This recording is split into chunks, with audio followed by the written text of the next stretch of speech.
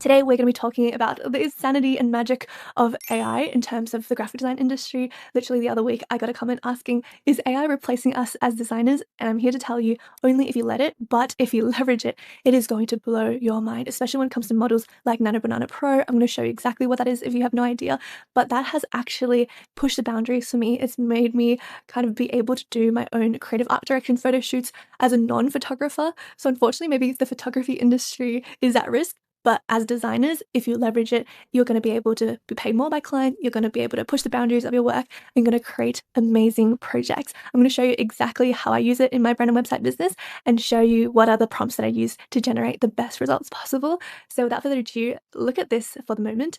Maya, the modern foodie. This is a persona that I create for all of my clients when we do our brand strategy deep dive. In order to build an amazing brand, we need to know who the brand is speaking to and to be able to paint a clear picture. So Maya here, Sarah, this was Olivia and Joe. They are the ideal customers for my new client, Tea Republic. They are a bubble tea brand here based in Sydney, Australia. And I'm here to tell you that all of this is generated using AI.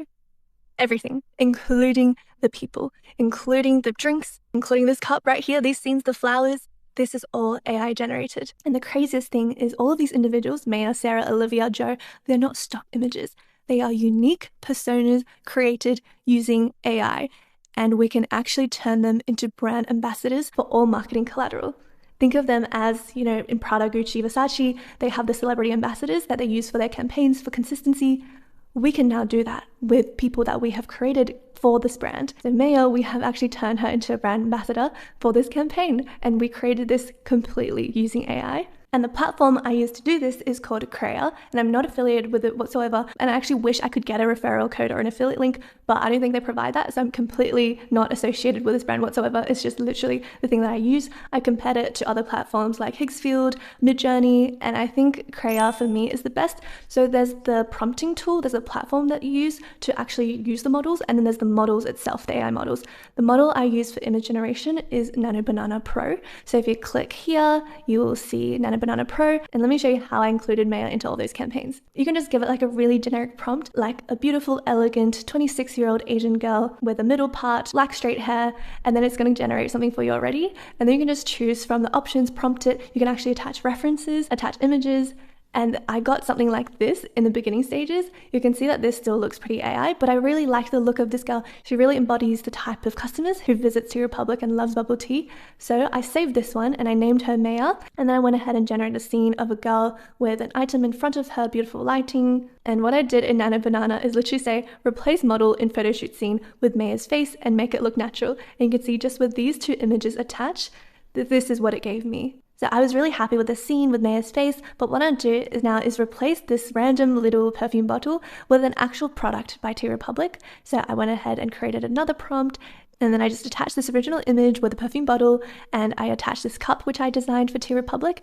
and said replace bottle and image with cup, just lighting on cup so it feels natural within the scene, and here is the end result. And then you can see the skin texture isn't the most natural. And then what I did is I used the Magnific Skin Enhancer. I would drop all of these links down below in the description box so you can grab them. You can just literally upload your image to the Skin Enhancer tool, and then it's going to create some really natural skin textures to make it feel ultra realistic.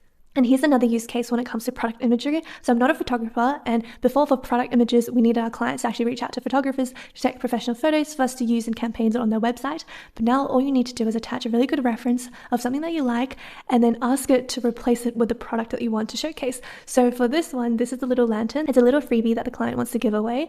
And essentially all I said is make the lantern half the size it is now, change the hand movement so it looks more natural, replace necklace so hand is holding the tiny lantern, keep lantern looking exactly the same, approximately give it a size like 4.5 centimeters tall, 2 centimeters wide, make it as specific as possible and have it fit naturally between the fingertips. You can see that it doesn't need to be super professional. There can be typos, it doesn't really matter, and it generates a result just like this one. And I went ahead and prompted a few more times to change the size, making it smaller, and eventually this is the end result, a carousel showcasing this campaign. We're also turning it into a poster, but here's the image and here's the instructions. Here's another product image that I generated using Nano Banana Pro using KREA, and this is the end result. So you can see now how the sky is the limit. I'm going to be creating a whole series on other AI tools for designers to boost your workflow, elevate your project outcomes, and overall, it is actually so simple and it opens a whole new world. Comment down below if you have any questions about the platforms that I use or how you're using AI in your design business. If you enjoyed this video, I know you're going to love this one on the left right here. We also have a podcast version if you prefer listening on the go. It's called the Brand Creator Podcast. Thank you so much for hanging out with me today, and I'll see you next one. Bye.